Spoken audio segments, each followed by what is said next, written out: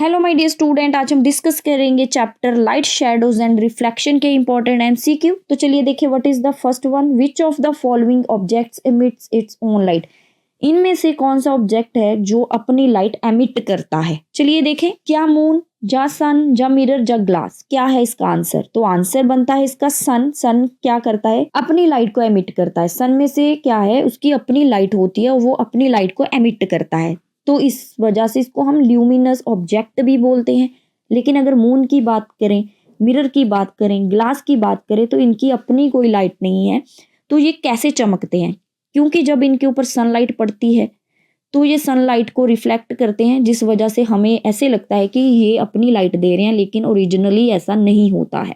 इनकी अपनी कोई लाइट नहीं होती है, तो ये सनलाइट को रिफ्लेक्ट करते हैं, जिस वजह से इन्हें हम नॉन ल्यूमिनस ऑब्जेक्ट बोलते हैं। तो इस क्वेश्चन का जो आंसर है वो सन है। नेक्स्ट देखें, what type of object is the moon classified as. तो मून जो है वो कौन सा ऑब्जेक्ट है, यहाँ पे इसको हम किसके अंदर रखेंगे, ल्यूमिनस के अंदर रखेंगे, नॉन ल्यूमिनस के अंदर रखेंगे, ट्रांसपेरेंट या ओपेक के अंदर, किसके अंदर इसको क्लासिफाई किया जाएगा। तो इसका आंसर जो बनता है वो नॉन ल्यूमिनस है। अभी मैंने डिस्कस किया कि जो मून है उसकी अपनी कोई लाइट नहीं है, वो सनलाइट को क्या करता है, रिफ्लेक्ट करता है, जिसकी वजह से वो चमकता है। ठीक है, नेक्स्ट देखें, what is the main source of natural light on earth. Natural light का मेन सोर्स कौन सा है, स्टार है, लाइटनिंग है, सन है, फायरफ्लाई। आप देखो कि सारे ही नेचुरल हैं, लेकिन मेन सोर्स हमने तो बताना है। मेन जो होता है वो सन है। सन से ही हमारे पास जो मेन उसका सोर्स बनता है लाइट का, अर्थ के ऊपर जो है सन से लाइट आती है। नेक्स्ट है जी, which of these in an example of an artificial light source. इनमें से आर्टिफिशियल लाइट सोर्स कौन सा है, फायर है, स्टार है, लाइटनिंग है, या फायरफ्लाई। आप देखो कि स्टार, लाइटनिंग एंड फायरफ्लाई ये नेचुरल हैं सारी। स्टार नेचुरल है, लाइटनिंग नेचुरल, फायरफ्लाई आपने देखी होंगी रात को जुगनू जिसे हम बोल देते हैं। तो फायर जो है ये ह्यूमंस ने इन्वेंट की है। ठीक है, जंगलों के अंदर पहले उन्होंने आग जला के देखी थी, आपने पढ़ा भी होगा, जो आदिवासी थे। ठीक है, फायर जो है ये आर्टिफिशियली क्रिएट की गई, तो फायर जो है वो आर्टिफिशियल लाइट सोर्स बनता है यहाँ पे। नेक्स्ट है जी, what does activity 11.1 with match boxes demonstrate. आपकी बुक में मैच बॉक्सेस की ऐसे आपने उसके अंदर होल किए हैं, एक एक्टिविटी है, उसके अंदर आपको क्या बताना चाहते हैं वो। तो चलिए देखें, मैच बॉक्सेस के हमने होल किए हैं और उनको अगर सेम हाइट पे रखा है, आप देखो कि टॉर्च की जो लाइट है वो सीधी जा रही है और आपको इधर नज़र भी आती है। लेकिन जैसे ही मैच बॉक्स की हाइट हम ऊपर नीचे कर देंगे तो होल भी ऊपर नीचे हो जाएंगे। उससे क्या होगा, आपको फिर इधर कुछ नहीं नजर आएगा, कोई भी लाइट नहीं नजर आएगी। इसका मतलब क्या है कि लाइट जो है वो स्ट्रेट लाइन में ट्रेवल करती है। अगर पूरे होल एक ही लाइन में थे तो लाइट इजीली स्ट्रेटली जा रही थी तो दिख रही थी, लेकिन जैसे ही होल ऊपर नीचे हो गए तो लाइट जो है जहां तक स्ट्रेट जा सकती थी चली गई, लेकिन जैसे ही होल ऊपर नीचे हुए तो हमें दिखना बंद हो गई लाइट। ठीक है, तो ये है इसका आंसर। नेक्स्ट देखिए बेटा, in activity 11.2 Y could the candle flame do not seen through a went pipe. आपने इस एक्टिविटी में एक स्ट्रेट पाइप ली थी और एक वेंट पाइप ली हुई है, देखा है ना आपकी बुक में। तो आपको इस पाइप में क्या है, नजर नहीं आता है candle flame. What will be the reason. देखें, अगर स्ट्रेट पाइप है तो आपको पता है कि फ्लेम से जो भी लाइट जाएगी आपको बिल्कुल क्लियर दिखेगी, क्योंकि लाइट जो है स्ट्रेट लाइन में चलती है। लेकिन जैसे ही पाइप बेंट हो गई, ठीक है, तो आपको अगर आप इधर से देख रहे हो तो आप तो सीधा देखना चाहोगे। ठीक है, ऐसे तो फ्लेम भी सीधी आ रही है, लेकिन आपको बेंट होने की वजह से वो नहीं दिखेगी, क्योंकि लाइट तो बेंट होके, ये नहीं है कि लाइट को पता चल गया कि अरे पाइप बेंट है, मैं इधर से होकर ऐसे जाऊं। ठीक है, लाइट ने तो स्ट्रेट ही चलना है, जो मर्जी हो जाए। तो light travel in straight line, जिस वजह से आपको बेंट पाइप में जो है वो नहीं दिखेगा। नेक्स्ट देखें, what happen when light passes through a transparent material. कोई भी ट्रांसपेरेंट मटेरियल है, ट्रांसपेरेंट मटेरियल जिसके बीच में से आप क्लियरली देख सकते हो, जैसे एयर, एयर में बिल्कुल साफ साफ नजर आता है। ठीक है, पानी है, ग्लास है, कांच होता है, इसमें से भी बिल्कुल साफ साफ नजर आता है। तो ये ट्रांसपेरेंट मटेरियल होते हैं। तो क्या होता है, ट्रांसपेरेंट मटेरियल में लाइट पासिस कैसे होती है। देखो, ये ट्रांसपेरेंट मटेरियल पड़ा है, जैसे इस पे लाइट फॉल होगी कंप्लीटली लाइट जो है वो इसमें से पास कर जाएगी। अगर लाइट पूरी की पूरी पास कर रही है तो ही तो हमें दिखता है clear. It passes almost completely, light जो है ट्रांसपेरेंट ऑब्जेक्ट में से कंप्लीटली क्या है, पास ऑन हो जाती है। क्लियर है बेटा। नेक्स्ट है, which materials allow light to pass partially. किन मटेरियल में से जो लाइट है वो पार्शली पास करती है, आधी पास करती है? कार्डबोर्ड है, ग्लास है, ट्रेसिंग पेपर है, या फिर थिक क्लॉथ है? आपको पता है कि कार्डबोर्ड होगा, वो तो बिल्कुल उसमें से तो लाइट जाएगी ही नहीं, ठीक है, क्योंकि वो ओपेक होता है। ट्रांसपेरेंट में तो कंप्लीटली पास हो जाती है। अगर ट्रांसल्यूसेंट होगा तो पार्शली क्या होगी, वो पास होगी। ट्रांसल्यूसेंट होते हैं थोड़े से, जिसमें से आधी लाइट पास हो जाए आधी ना हो, ब्लर सा हमें दिखे।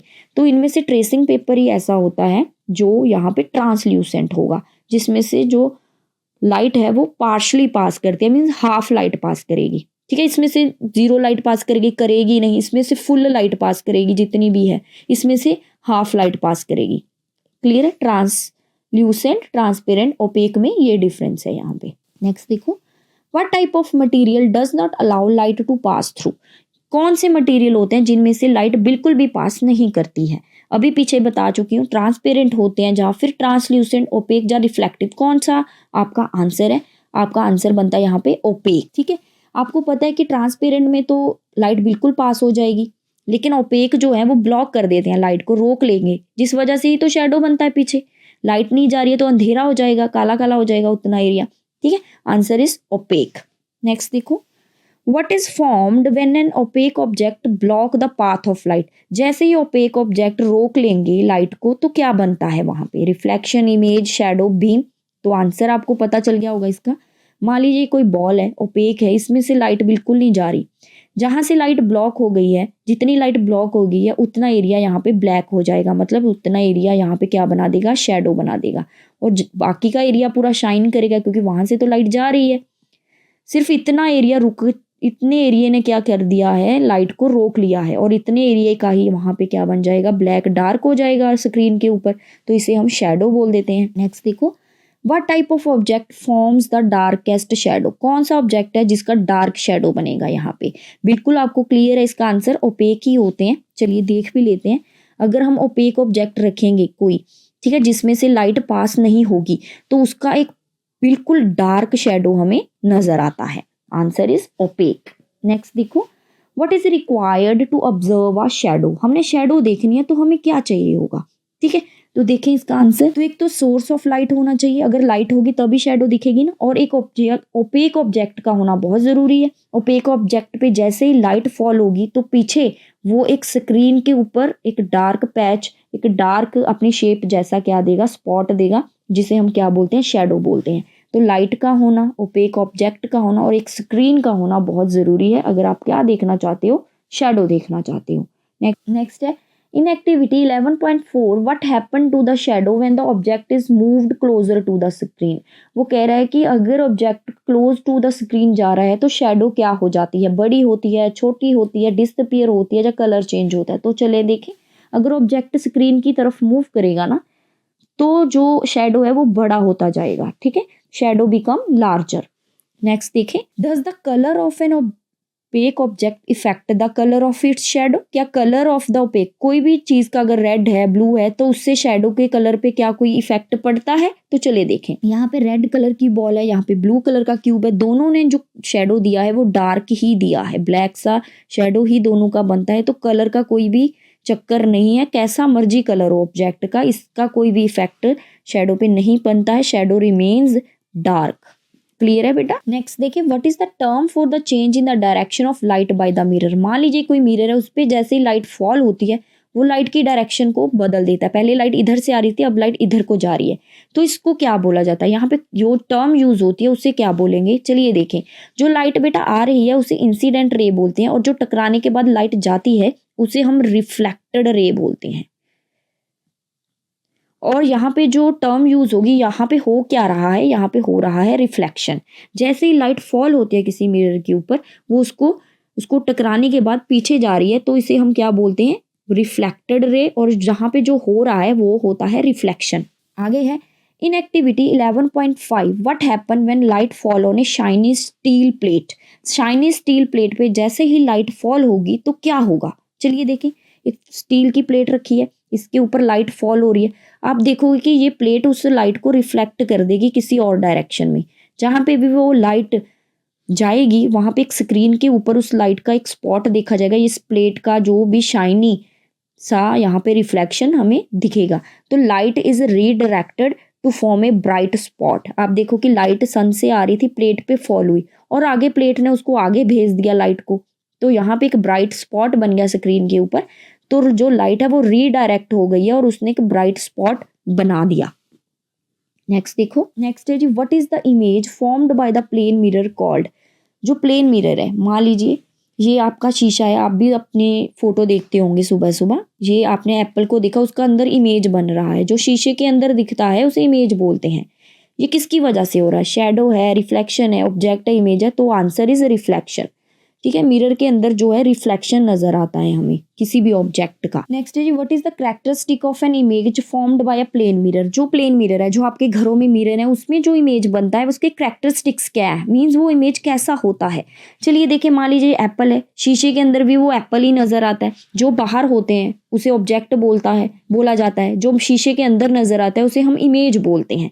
तो आपको एप्पल जैसे आप रखोगे वैसा ही नजर आएगा, मीन्स इरेक्ट नजर आएगा, सीधा नजर आएगा। ये नहीं है कि आपने एप्पल ऐसे रखा है और आपको वो उल्टा नजर आए, ऐसा नहीं होता है शीशे के अंदर। ठीक है, जैसा आप रखोगे वैसा ही दिखेगा।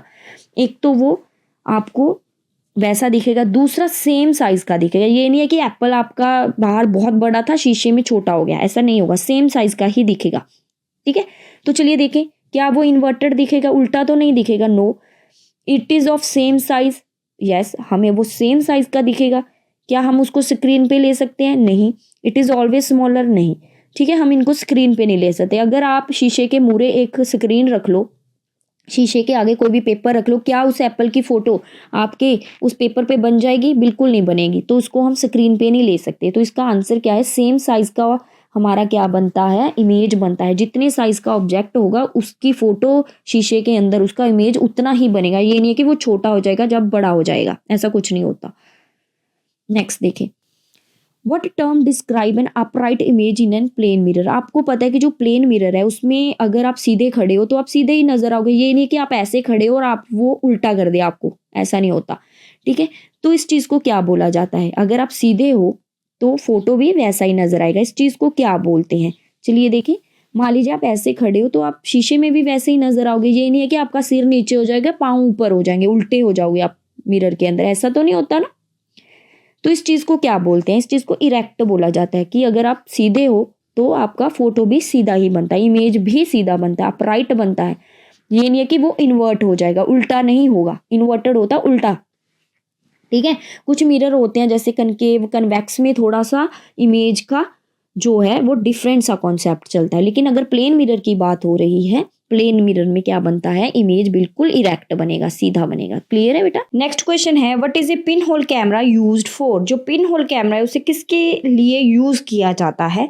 चलिए देखें, आपकी बुक में भी है इसका डायग्राम। पिन होल कैमरा होता है जिसके अंदर बेटा लेंस नहीं होता था, एक होल होता था। जो भी ऑब्जेक्ट होता था उसका इन्वर्टेड इमेज बनता था। कोई भी ऑब्जेक्ट है, जैसे कोई ट्री है, ठीक है, उसका यहाँ पे क्या बनता था? Inverted image.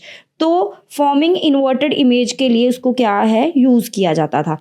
क्लियर है जी? नेक्स्ट देखें, what is the function of A periscope. Periscope का क्या फंक्शन है? आपने टेलीस्कोप के बारे में सुना है, माइक्रोस्कोप के बारे में सुना है, लेकिन पेरिस्कोप आपको थोड़ा नया वर्ड लगेगा। पेरिस्कोप जो होता है बेटा, इसे यूज करते हैं उन चीजों को देखने के लिए जो हमारे डायरेक्ट कांटेक्ट में नहीं होती है। मीन्स उन चीजों को देखते हैं जिन्हें हम इजीली नहीं देख पाते हैं। मीन्स ऑब्स्टेकल होता है जिनके बीच में देखने के लिए कुछ रुकावट आ जाती है। जैसे कि ये वॉल है, वॉल के इस तरफ ट्री है, हमें यहाँ से नहीं दिख रहा है। ठीक है, तो इसको हमें देखना चाहते हैं कि वॉल की इस तरफ क्या बना हुआ है, तो हम क्या यूज करेंगे? पेरिस्कोप। पेरिस्कोप कैसे काम करता है? देखें, इस ट्री से जो भी रेज जाएंगी वो यहाँ पे एक मिरर लगा होता है 45 डिग्री एंगल पे, तो वो इन रेज को क्या कर देगा? 90 डिग्री पे नीचे को भेजेगा। ठीक है, जैसे ही यहाँ पे एक और मिरर लगा है, वो भी 45 डिग्री पे है, तो वो रेज को इस साइड को भेजेगा और आप यहाँ से उसको देख पाओगे। तो यहाँ से आप देख पाओगे कि इस साइड पे क्या है। मीन सी ओवर और अराउंड द ऑब्स्टेकल। आपको पता है कि इसको शिप्स में यूज किया जाता है। ठीक है, पेरिस्कोप को। आगे देखें, विच device forms beautiful pattern using reflection. कौन सा डिवाइस है इनमें से जो ब्यूटीफुल पैटर्न बनाता है रिफ्लेक्शन को यूज करके? तो इसका आंसर आपको पता चल गया होगा। क्लेडियोस्कोप होता है जिसके अंदर मिरर लगे होते हैं। इसके अंदर छोटे छोटे से आप कलर पेपर डाल लो, कुछ भी पेबल्स डाल लो, और जैसे ही आप उसको देखोगे एक साइड से तो आपको बहुत ब्यूटीफुल सा क्या है? पैटर्न दिखेगा। और एक और इंटरेस्टिंग बात यह है, हर बार आपको एक नया पैटर्न दिखने को मिलता है, ठीक है। जैसे आप मिरर को घुमाओगे तो इसका जो यूज़ है आर्टिस्ट लोग करते हैं, उनको नया आइडिया मिल जाता है, एक न्यू पैटर्न मिल जाता है, ठीक है, डिज़ाइन बनाने के लिए। तो क्लेडियोस्कोप है, आप अपना भी क्लेडियोस्कोप बना सकते हो।